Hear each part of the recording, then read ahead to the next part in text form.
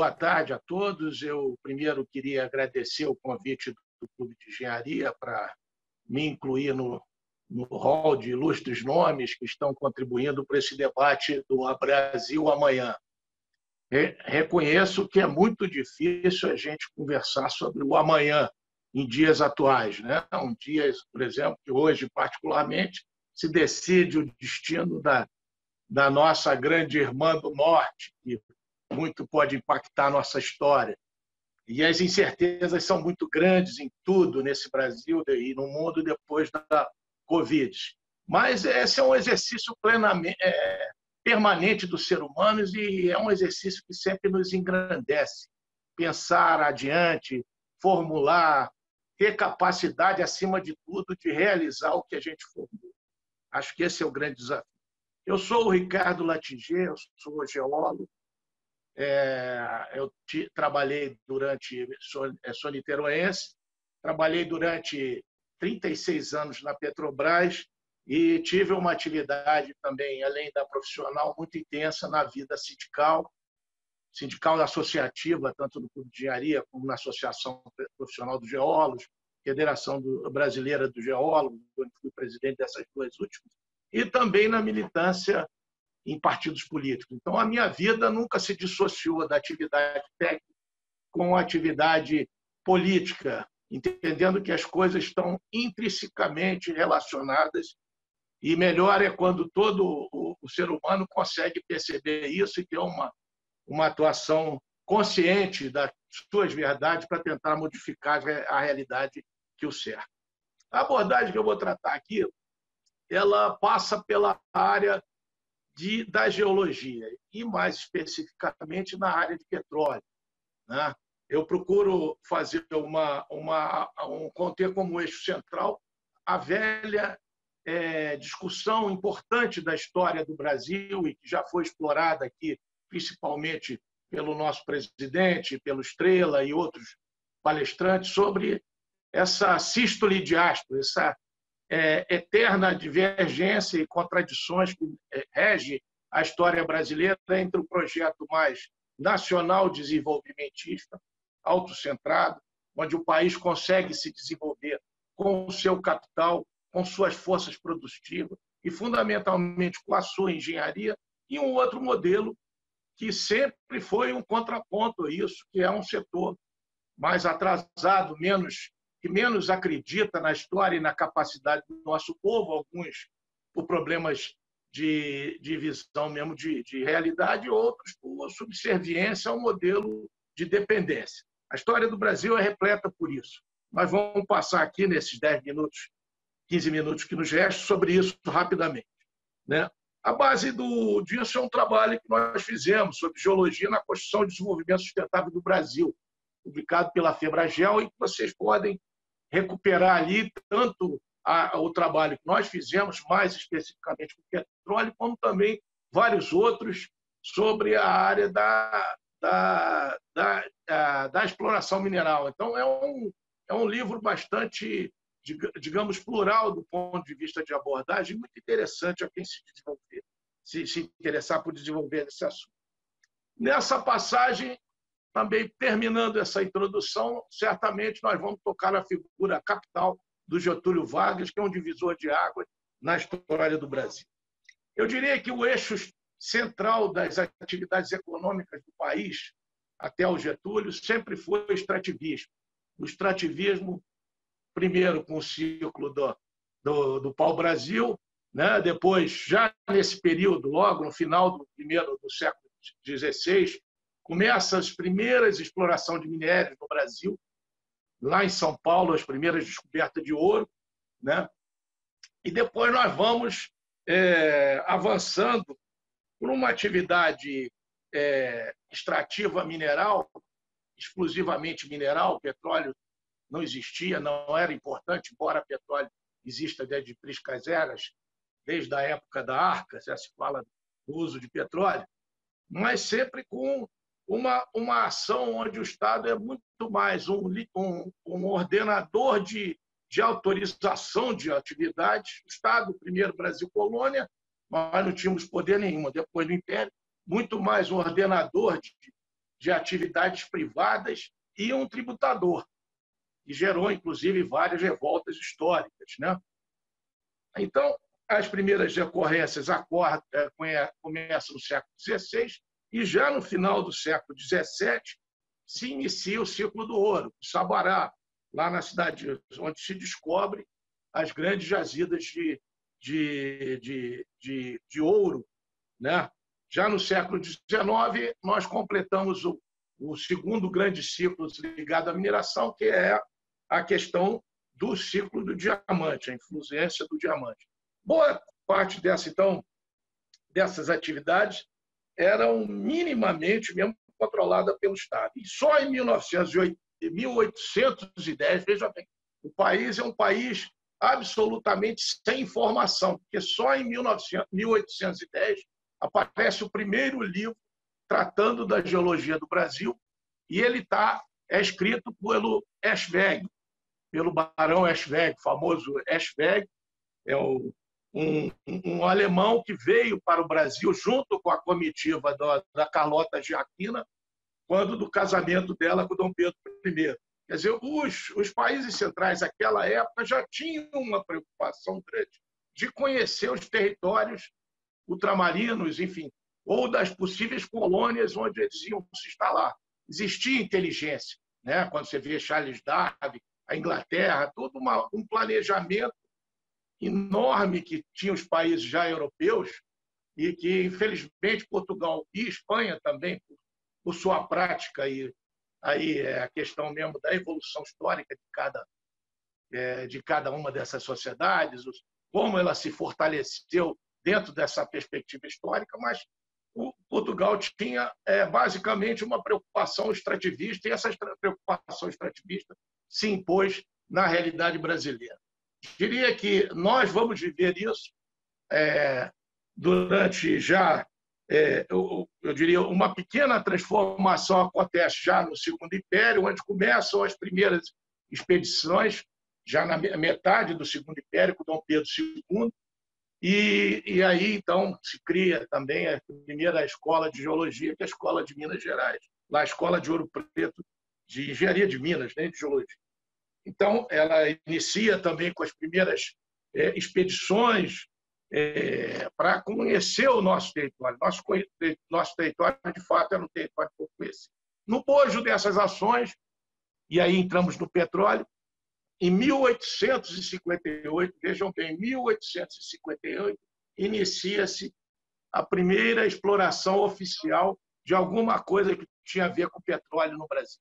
Então, o importante é dizer que desse período todo, de 1858 até a instalação da Petrobras, a criação da Petrobras 100 anos antes, o Brasil viveu sobre a égide da livre iniciativa para o setor petróleo também, como viveu da livre iniciativa nesse período todo, e diria até os tempos atuais, do domínio da gestão privada sobre as atividades minerárias e com os resultados que estão aí, que a gente pode avaliar para melhor ou para pior.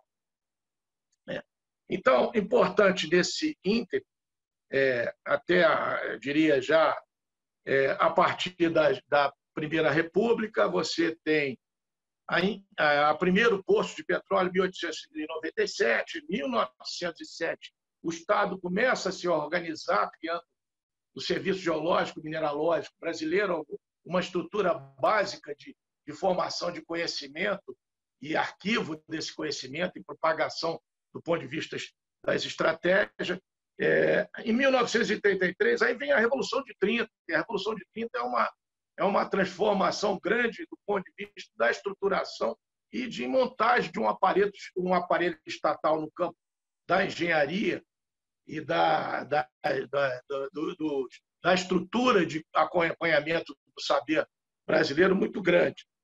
Em 1933, por exemplo, são criados a CNP, se diferencia as atividades de petróleo e de mineração. É criado, acaba-se o Serviço Geológico e Mineralógico do Brasil, cria-se o CNP, Conselho Nacional do Petróleo, e o DNPM, Departamento Nacional de Produção Mineral. Nesse ano também é o primeiro registro da presença de óleo no Brasil, com a chamada lama preta em Lobato, que vai resultar no primeiro poço em 1939, com a descoberta de petróleo, inaugurando, de fato, a fase do petróleo no Brasil em 1939. Importante que, nesse ínterim, nós temos as duas guerras mundiais, onde a energia, e particularmente o petróleo, passou a ser um elemento fundamental, né? E dali veio todo um movimento, principalmente dos militares, quanto à necessidade do Brasil ter uma estrutura estatal, controlada, que pudesse fazer frente às necessidades de petróleo no país. E isso leva, em 1953, à criação da Petrobras. Importa dizer que, então, nós viemos do zero. Boa parte das empresas que foram petrolíferas que existiam no mundo e que viraram estatais, elas já existiam, já tinham reservas e tudo mais. Nós não. O Brasil começou do zero. E começou do zero, para dizer que não era objetivamente só o próximo disso, as reservas recuperáveis de 1953 do Brasil eram 17 milhões de barris. Em 2018, são 13 bilhões de barris. Veja o salto que nós temos. Na produção, 2.700 barris por dia. 2.700. Hoje, nós produzimos 3 bilhões de barris por dia. 3 milhões de barris por dia. 92% desse petróleo pela Petrobras. Isso em 2018. A tragédia que se seguiu de 2016 para cá, principalmente de 2018 para cá, já mudou muito. Tínhamos apenas 2 refinarias, uma lá na Bahia, a outra sendo construída em Cubatão. Hoje nós temos 19 refinarias, sendo 13 da Petrobras, que respondem por 98% da produção de refino de petróleo no mundo. Importa dizer também que, nesse processo histórico, houve transformações importantes do ponto de vista e ali essas transformações se mostraram também do ponto de vista do emprego, né? E do surgimento dos cursos de geologia. A história da geologia está muito ligada a decisões políticas em função dos desafios políticos, desafios estruturantes do nosso país. O curso de geologia, por exemplo, os primeiros cursos são criados em 1957, depois da criação da Petrobras, com a necessidade de formar profissionais. A criação da Petrobras e também a estatização e criação da estatal Vale do Rio Doce. Ali se surgem, em 57 e 58, 6 cursos, são os primeiros cursos de geologia. Depois, já no regime militar, há uma preocupação houve todo um planejamento bastante interessante, com planos decenais para a área de mineração, que vão fazer com que surjam outros quase uma dezena de novos cursos de geologia para fazer frente a isso. Nesse ínterim, entre esses 2 episódios, nós temos Brasília, a Constituição de Brasília também levou a decisões interessantes de interiorização da formação da geologia com a criação do curso do Pará e principalmente lá da Universidade de Brasília. Então, nossa história, a história da geologia, é uma história repleta de simbolismo e aliança com estratégias maior do nosso país.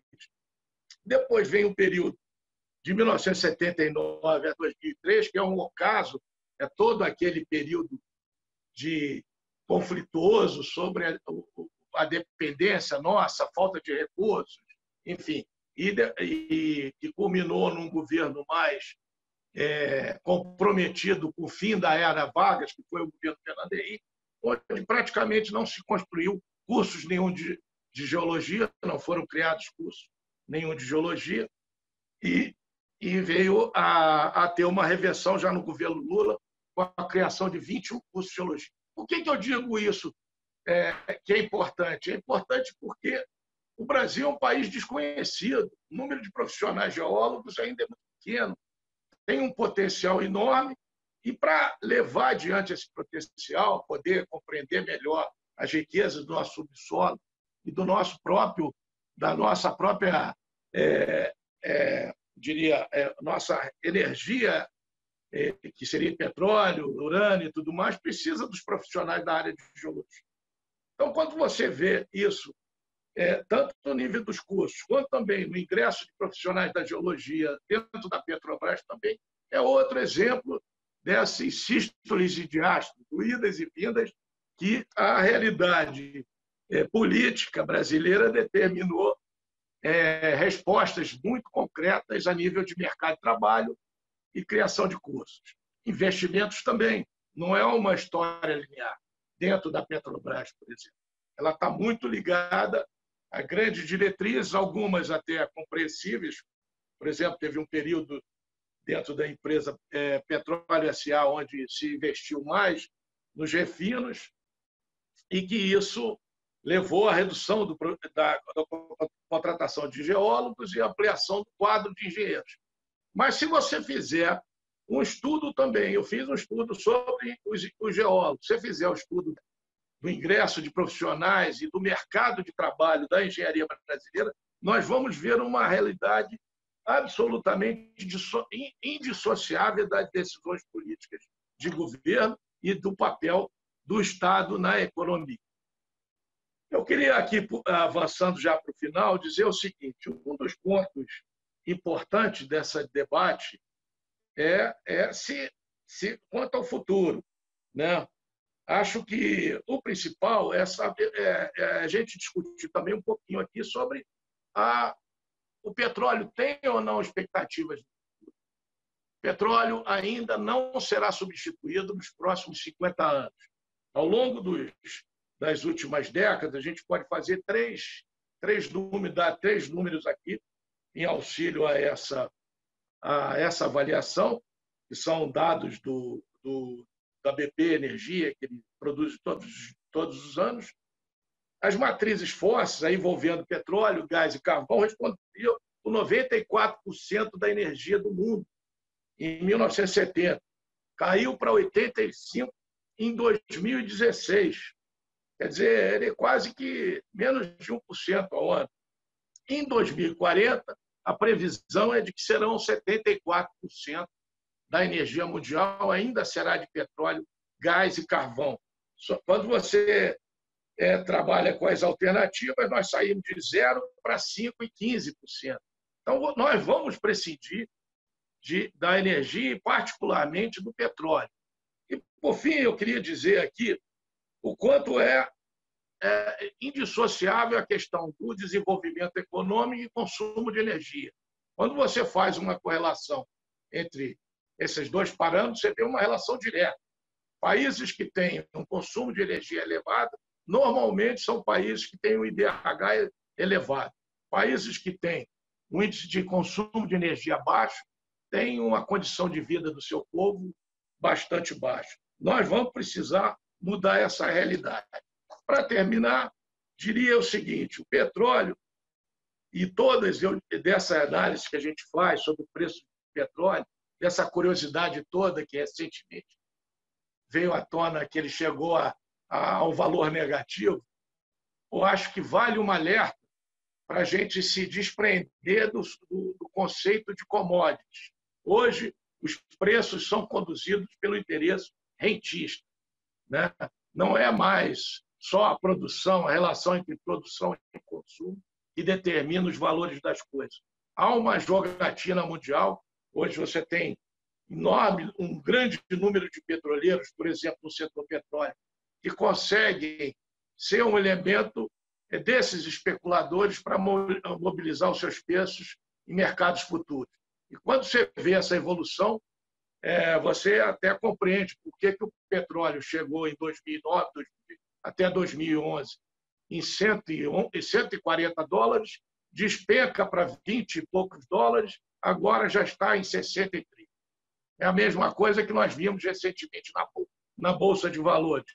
Você não tem um vínculo da realidade com efetivamente a produção. Então, meus amigos, o que eu queria passar é isso. Acho também importante E um projeto de país que se quer soberano, independente, ele vai precisar de ter as suas bases do insumo energético, do insumo mineral, sendo sustentado ou sendo com atenção redobrada da estrutura estatal.